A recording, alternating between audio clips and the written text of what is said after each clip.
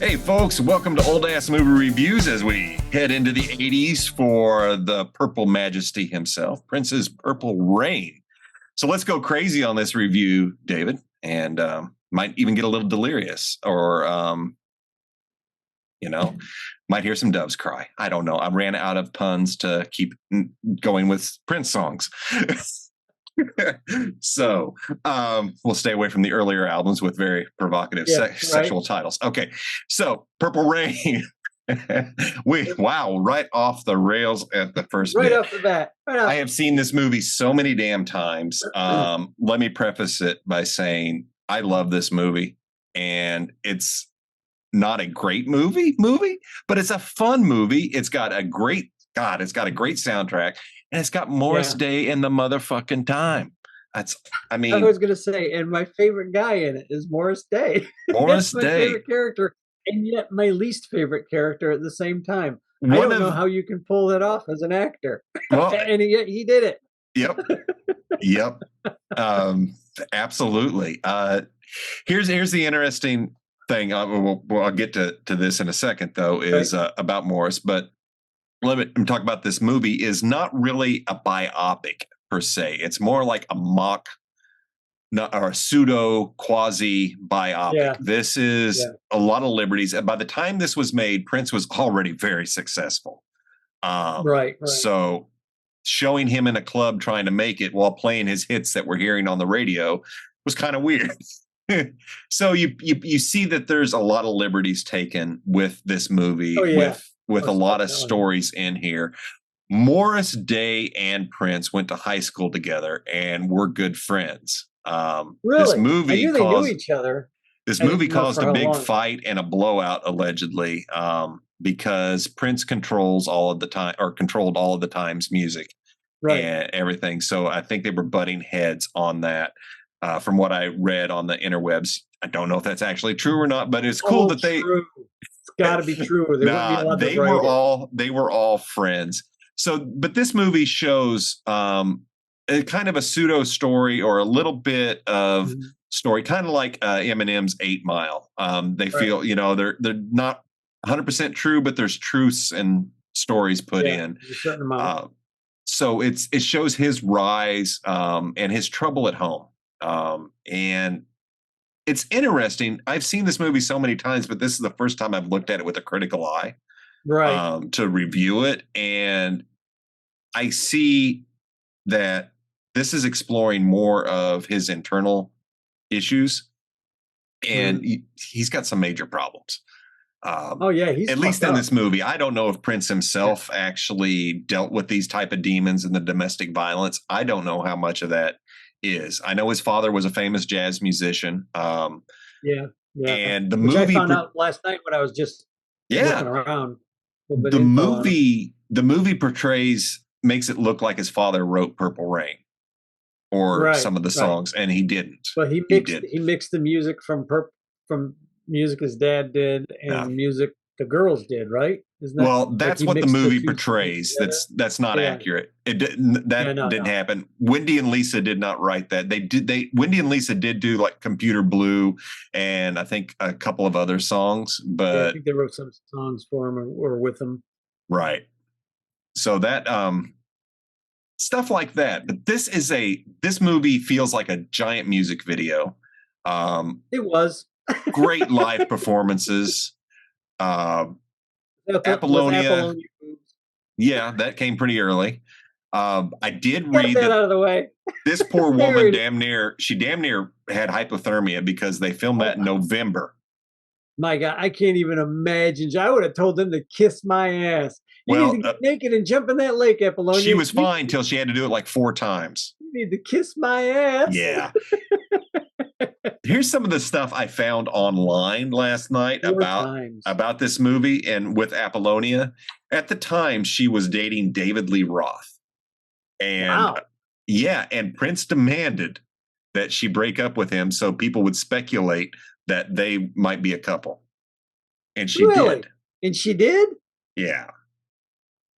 It was Prince. Yeah, but it was David Lee Roth at his height. Yeah, yeah. I was gonna say, well, look, where is he at now? Well, he's above ground now. I'm like, yeah, Boom. yeah. But wow, I don't know. Maybe they're getting ready to break up anyway. She's Yeah, like, who yeah, knows? Who whatever. knows on that?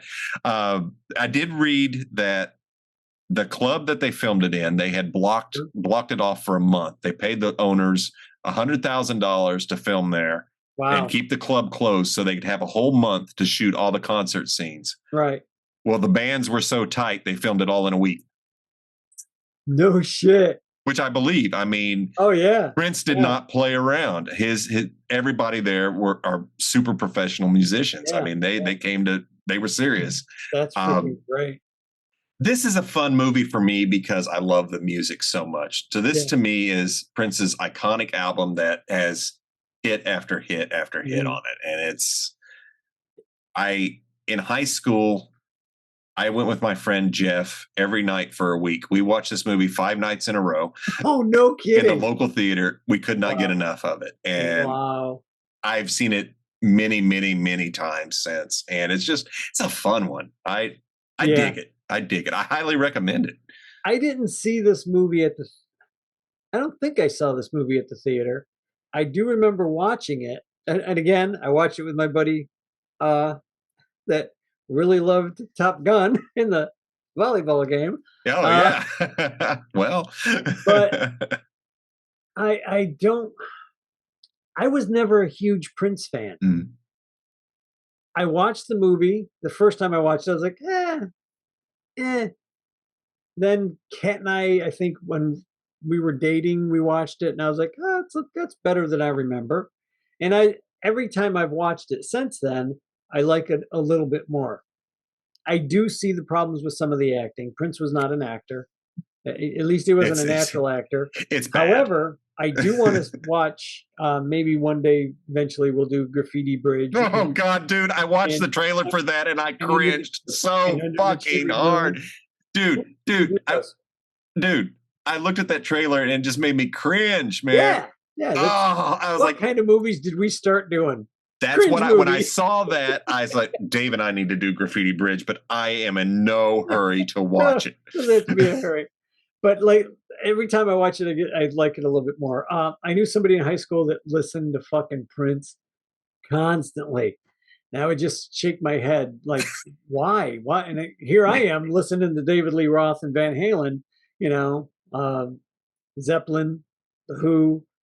I didn't fit in with anybody because most of the bands I listened to weren't super popular. Van Halen was probably the most popular.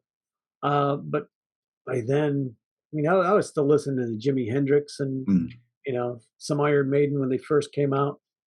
So, but I would listen. Now, as I've gotten older and I've been listening to this album for 30 years more. Now, 30, 40 years. Yeah. It's like I get it. I hear it now as I've gotten to learn more music. This guy, I would put him up with Hendrix right now on guitar playing. Dude, if you go online and look at some of his performances and some of his most recent before he passed, holy shit, he was incredible. He was amazing. He was absolutely amazing. And I think as I get older, I like a lot of Prince stuff more and more. I always liked the time. I always liked Morris Day and what the time It was is it? just like I remember going clubbing and dancing to that. I was a terrible dancer. But I remember dancing to it. Do the bird. Anyway, you don't want to go through those memories again, but I do remember dancing to it. And I remember like always liking Morris Day. Like, and I said something to Kat last night. I said, if I was ever acting, I said, I might not be able to pull off the sexiness of Prince, some of the points that he does where he just smolders when he turns towards the camera. I said, I mean, look at the guy. I could do Morris Day. I could play that character. Yeah. But yeah, I don't know why he stopped acting. Maybe it was just not his niche. Yeah. Maybe it was just too much sitting around and waiting. Whereas I don't know. You're always plucking away and you're always writing. You're always and Always doing something. Let's talk a brief second about that. I read not long ago that I forget how many songs are in his vault, but I think they can release an album for the next 100 years or something like that, Right. just over and over. He It's some recorded everything. insane amount. Well, Yeah. and that's just it. Every single live performance he did, he recorded.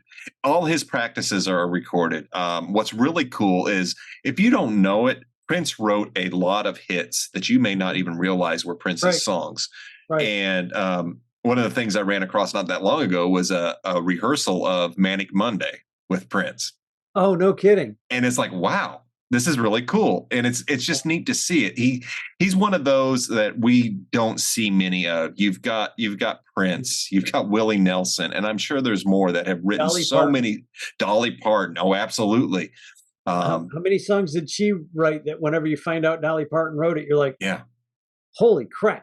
yeah. Yeah, she did more than just Jolene. Yeah. Anyway. Sorry. Now we're going to have that song stuck in my head. There's worse songs to have in your head. Dolly, God bless her. Yeah, but yeah, Prince is another one who's written songs for everybody. Yeah. And he's actually had some people write songs for him that I would have shocked that he didn't write himself. Right. So it's like, okay, just geniuses helping another genius. Pretty much. I mean, they have their circle. What I didn't know is I kind of tried to look up everybody. Wendy and Lisa left the band not long after this movie, actually. Right. I did not know they were a couple for like 20 years. Really? Yeah. I didn't know they were a couple at all. I didn't either. They broke up, and they still work together writing music for television shows. No kidding. Yeah. Pretty wild. Pretty wild. Cool. It's like, cool. Cool. Yeah. So it was neat to read up on that, but yeah, this is one of those albums that I know everybody has that album that you could put on and you could just let play. This is one of them. And for those of you out there who are younger, an album is a vinyl. Oh wait, vinyl's back. I'm sorry. Yeah, it's $30 now, but it's back. But it's back. Okay. So anyway, you could put that sucker on and you could listen to every song. You wouldn't have to skip it. And that was always a big deal growing up. It's like, oh, got the album I don't have to touch. It'll just keep playing. I don't have to skip over a song. 6 songs in a row. Yeah, it's true though. I mean, that's at least how I looked at it. Yeah. You didn't have to rewind the tape or fast forward it or whatever. So and now I don't have to push the button just to skip. Let me tell you how old I am. I was living in Detroit and I got a copy, and I don't know why I remember this, but I got a copy of the Detroit Free Press. It's with the newspaper at the time. I don't even know if they're still in business. And they had an entertainment section. You have all the movies, all the new concerts coming in. And there was a half-page spread of Prince and the Revolution. It was all black and white. And I just remember looking at this guy and going, I don't know how old I was, 15, 16, maybe. And I looked at that guy's look and I looked at the band's look and I was like, those guys look awesome. Mm-hmm. Those guys look so really cool. 80s, man. I would love to see this guy in concert. These guys, they're probably, and everybody around me is like, everybody else knew who they were. I'd never heard of them. But all my friends at the time were like, oh, they suck. So, initially I'm like, oh, yeah, fine. They suck. But I just remember opening up that newspaper and I thought of it the other night when I was watching the movie. I was like, I don't know why it even popped into my head. But because that's how it does. The funny thing is, you got Prince, and his band was mostly white, and they played. Shit, now that you mention it, they played the best funk, because when they went funk, they went hard funk, and I was like listening to some of the riffs and the rhythm, and I'm like, God damn, that's a good band. Mm-hmm. They were a really, really good band. They were. There's no ifs, ands, or buts about it.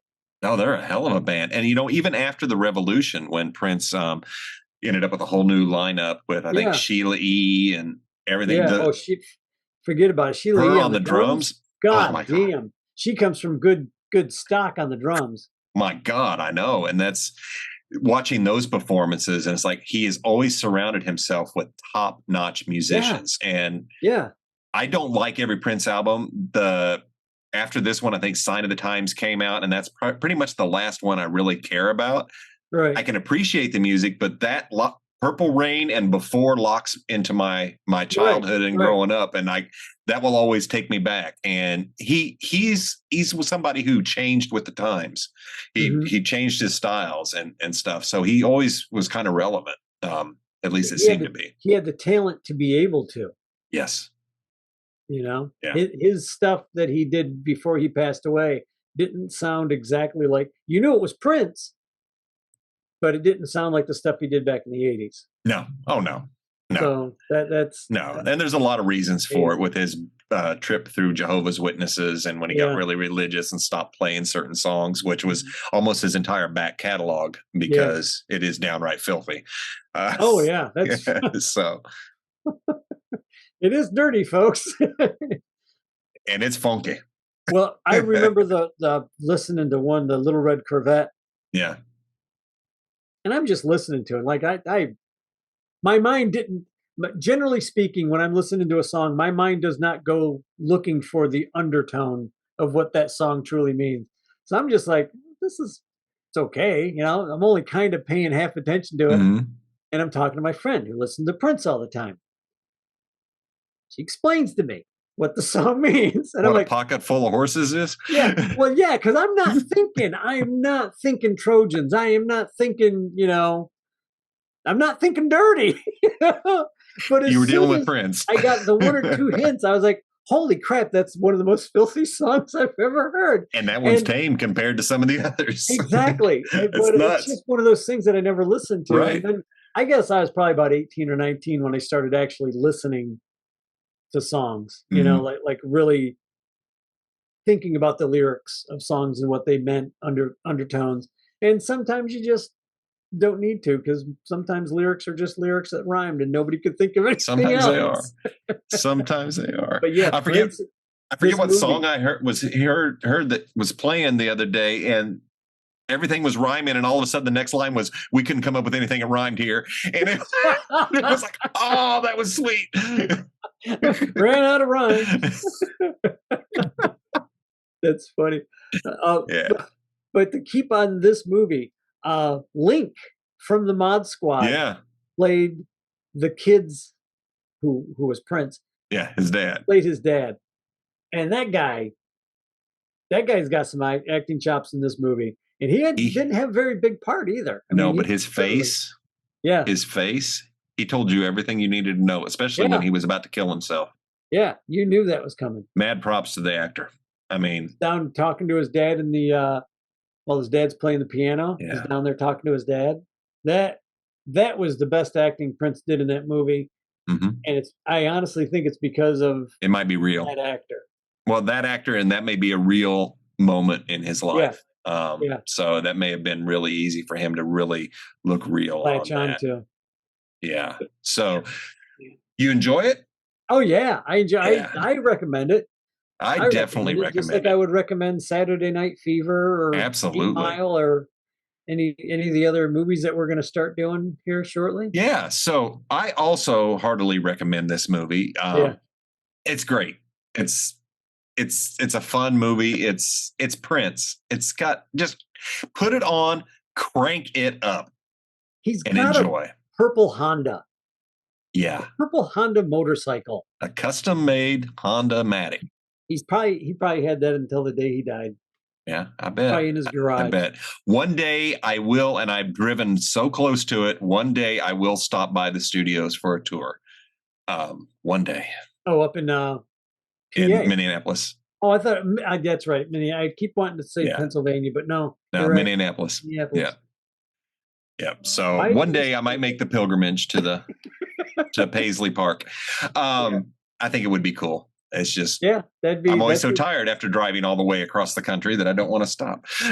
I get it. I understand. So, folks, if you like the music movie genre, Dave and I are going to go through a few of them. So hold on to your hats and or whatever. And what do we got? We got lots of music movies coming, and then who knows where we may go, to the stars and beyond, maybe.